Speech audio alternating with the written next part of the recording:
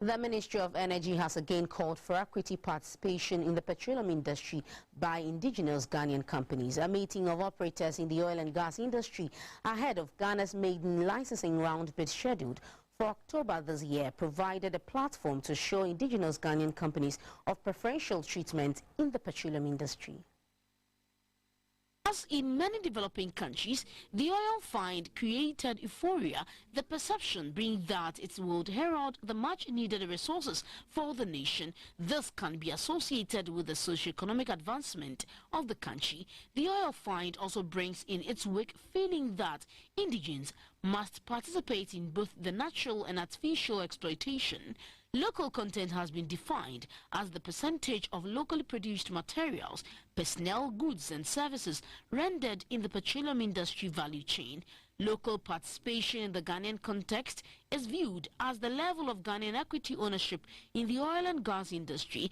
It is stated in the Petroleum Local Content and Local Participation Regulations that at least 5% equity participation is required of an indigenous Ghanaian company other than corporation to be qualified to enter a petroleum agreement.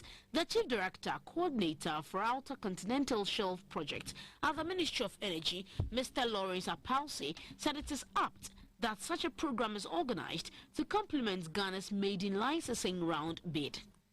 In the end, 3 oil blocks shall be allocated through an open competitive tender. It's all part of the implementation of the Act. The Act says that for the minister to sign a PA, that's petroleum agreement, with anybody, the minister must ensure that there are Ghanaian companies having an equity stake of not less than 5%. You see, so what we're out here to do is to implement that, so to get people to be aware that this is what is at stake for them.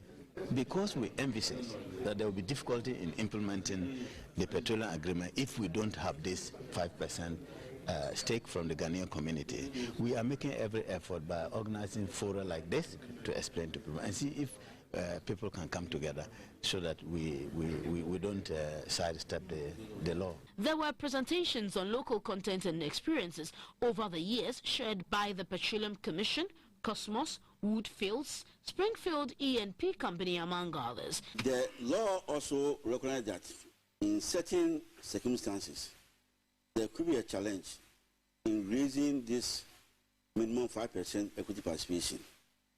So the law provides that in certain situations where Ghanaian companies is unable to satisfy the 5% equity participation, the minister may vary this requirement.